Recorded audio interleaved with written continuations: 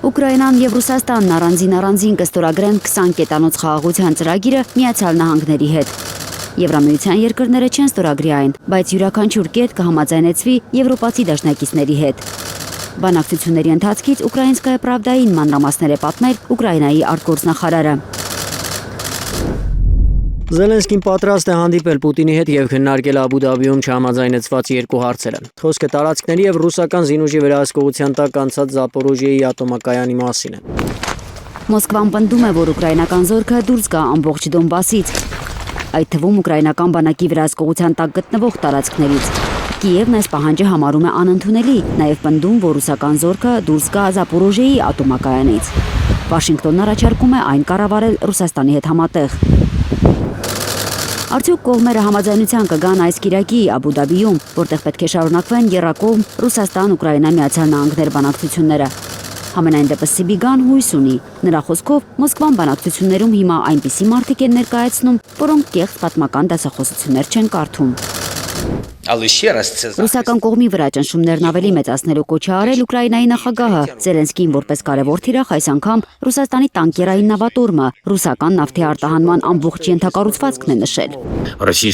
Եթե Ռուսաստանի եկամուտներն ավելի շատ կրճատվեն, դա մեծապես կօգնի մեզ Եվրոպայում։ Մենք արդեն տեսնում ենք ագրեսորի հսկայական նոր խնդիրները դաշնային բյուջեի, ինչպես նաև գնաճի եւ տնտեսական ցուցանիշների հետ կապված։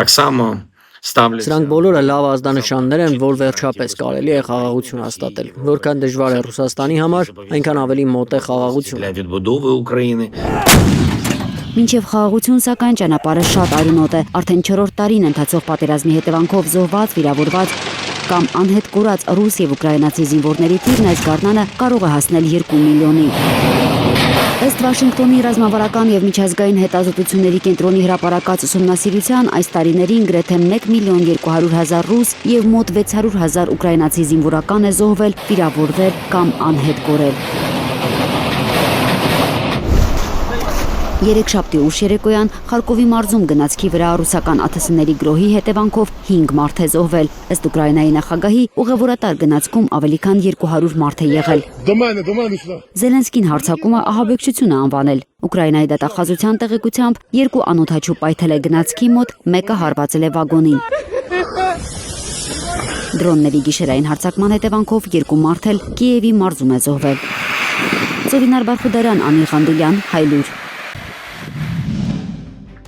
Հայաստանում եւ աշխարհում տեղի ունեցող իրադարձությունների մասին առաջինը իմանալու համար բաժանորդագրվեք մեր ալիքին, սեղմեք զանգակը, որ բաց չթողնեք ամենակարևորը, ամենահրատապն ու հետաքրքիրը։